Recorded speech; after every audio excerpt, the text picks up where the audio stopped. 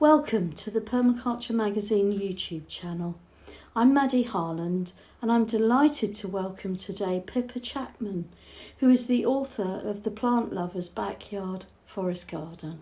And also, so she's a author with us, a garden writer, a horticulturalist, recently won a prize at the Harrogate Flower Show, which we might hear a little bit more. You're a permaculturalist as well, and you're a mum of two. So an incredibly full life, but you managed to pack in so much. It's amazing. So my first question today, Pippa, is before you start designing a new garden, what do you think are the most important things to consider before even the pencil goes on the paper? Oh, well, obviously in permaculture, we're always taught to observe. So the first thing that I do is observe the site. So I'll go out, I'll have a look at the site. Ideally, we would observe every site for 12 months. That's not always possible. Sometimes we just want to jump in and get started. So I would at least try and go around the site and look at different indicators, what kind of plants are already growing there. If some of the trees are all leaning one way, it might indicate it's very windy, that kind of thing. So lots of observations to start off with. But also, I think it's just as important to talk to the person whose garden it is as well. It's all about the holistic view of linking people with their garden or with their land. So I do a site visit, so I'll look at the land, but I'll also go and do a client interview. So I'll ask them what kind of skills they already have, what do they want from the garden, what kind of things are already going well with the garden, what are issues. So it's all about observation and looking at the whole picture. So it's not just about looking at a piece of land, it's just about how people interact with that land as well. And that's always how I start. Lots of observations. Yes, I mean, for me, I've been in our new place just over a year, and observation has been invaluable because all sorts of plants have popped up this spring that I had no memory of last spring. And I keep saying to Tim, I'm sure we didn't have so and so in this place last year. So I think the other thing I'd add to that is as we observe, we need to map. We need to write it down because our memory doesn't necessarily sustain us over a whole new year, particularly when you move to a new place. But it is an amazing, and also there's something so meditational about observing. I find I'm not a garden designer, so I tend, and I'm sure that I speak for a lot of people, I do get slightly overwhelmed by coming into a garden and knowing that it's not quite as I want it, and I want to transition it to something else.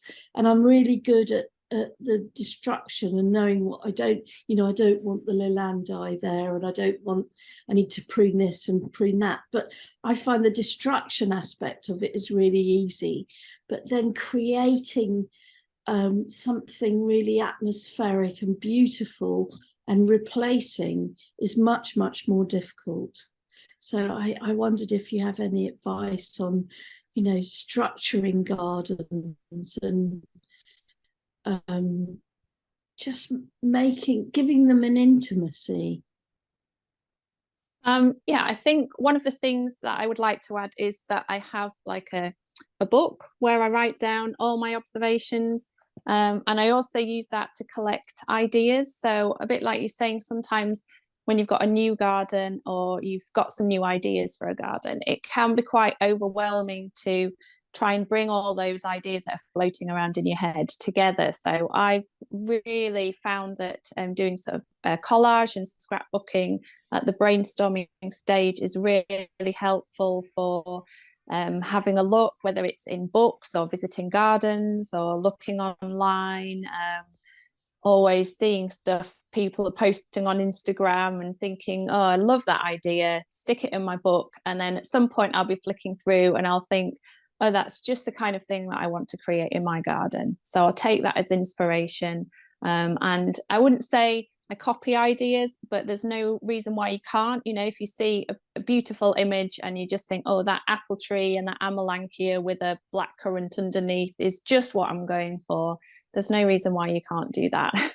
For our new garden, because we've just moved house, we have a blank canvas, and it's just all very flat. So we've done similar, really. We've moved in, we've taken down massive hedges that were taking all of the sunlight off our garden, and now we're left with, right, what do we do next? And even as someone who designs gardens all the time, it's very different for me now designing it for myself.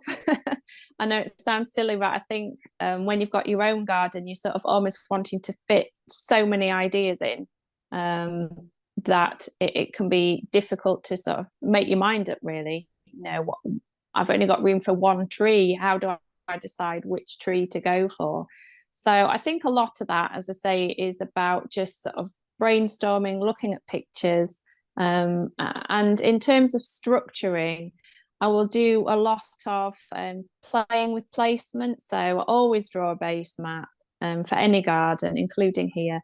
And then I will, for some of the bigger structures like sheds or ponds or seating area, I will cut out little bits of paper that are to scale for that area. So we're putting a giant polytunnel in our garden. It's not the most attractive feature, but we're on top of a windy hill, so we need some protected growing areas. And so we sort of fixed the position of that first, because that's the biggest element. So that's the least easy to place element. So once we decided where the polytunnel will go, then we can start to work out the flow through the garden, you know, which is the easiest path to take, which is the most interesting path to take. And then once you've sort of placed one or two elements, other things then start to fall into place. So I think, well, I can't plant any large trees on the south side of the polytunnel, otherwise it'll shade the polytunnel. So I'll plant those a bit further down the garden. So once you've sort of made one or two decisions, then that influences and informs all the other things that you might want to do within the garden. So sometimes it's just about making one or two decisions and actually putting that, you know, I will then glue my bit of paper down on my base map. This is where the polytunnel's going, and then everything else starts to sort of build around that. So for most people, it won't be a giant polytunnel in their garden, but it might be a seating area, you know. So whatever the most important feature is that you want in your garden, start with that, and then start to build everything around it. And also not to necessarily feel like you have to have a finished design, you know, before you get started. You can just think, well, I'm just going to start with a seating area and then start to move out, you know. And it might be then you do get your full 12 months, 2 years of observation of your site before you get the entire garden finished. But I think always start small, start, you know, with one decision and then work out from there, not to feel like you need to design an entire garden all at once. That's very helpful.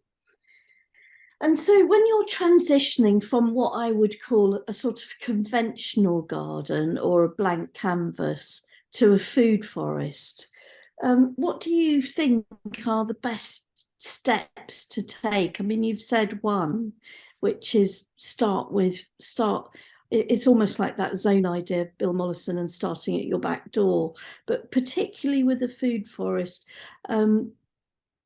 sometimes it can be quite hard. You can see the whole design of a food forest, and you know, the trees or tree, and then you know the different levels of garden, but that too can be a bit overwhelming. So what would you recommend as first steps?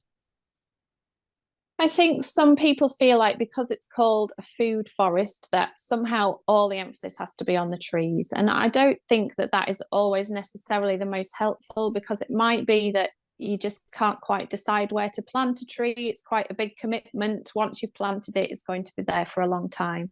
So actually, sometimes it can be about starting with the understory, some of the easier crops first. So you might start with some herbaceous perennials, take out some of your flowering plants, which, you know, are still serving a function. They still could be good for pollinators or accumulating nutrients, but you might just decide you want to add more of the edible elements into your garden. So you might start with something like lemon balm or chives, some of the herbs that you use more often in the house. And then, you know, once you've sort of started to replace a few more understory plants, you might think about changing a couple of shrubs. So, you know, most of us in the garden will have a shrub or two that we don't really like, but it's just because it's quite big. We're a bit afraid to take it out. We're a bit afraid to be ruthless. And I think I am very much of the opinion that if there's something in your garden, particularly in smaller gardens where we don't have very much space, if you don't like it, then just take it out. You know, there's no need to keep it there if it's not even serving the function of being an attractive feature that you enjoy. Then I'm quite ruthless and I'll take it out. If you're doing this in an existing garden, ideally you wouldn't take all of the shrubs out all at once, because that will be taking a lot of habitat away. So it's another argument for saying, you know, small and slow, just try one shrub at a time. So, you know, particularly if you have a large shrub, once you've taken that out, you can actually fit quite a few things within that space. So you might even be able to replace a large shrub with a dwarf fruit tree, and underneath that plant some gooseberries, and underneath that plant some alpine strawberries. So straight away, instead of one ugly shrub, you've got several other, you know, plants which will be flowering and giving you some produce, and put a log pile under there as well, and you've created some extra habitat to make up for the habitat that you've taken out by removing the shrub. So I think just don't be afraid to take out the elements that you don't really like. I think that's always something. Whenever I go and do consultations and I talk to people, they're always saying, oh, I really hate this rhododendron, but I just feel like, oh, you know, I can't take it out because it's been there so long. So I think, yeah, that would be my top tip. Yeah, and of course we can cut back rhododendrons because they grow enormous. Yes. So you can keep it and they'll flower again. I mean, they're thugs. They're very hard to kill. Yeah, I mean, it's so true. It's so easy to inherit something like a castor oil plant and think, oh, you've been there for decades and I have to keep you, but I don't like you.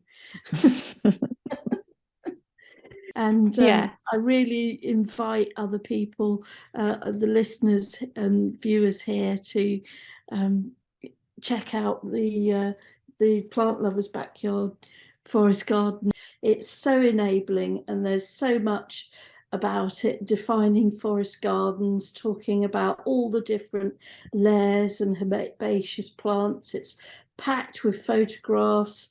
There's very much an emphasis on designing a small garden, not some massive food forest. You cover polycultures and guilds and how to combine plants, very much the essence of what we've talked about today.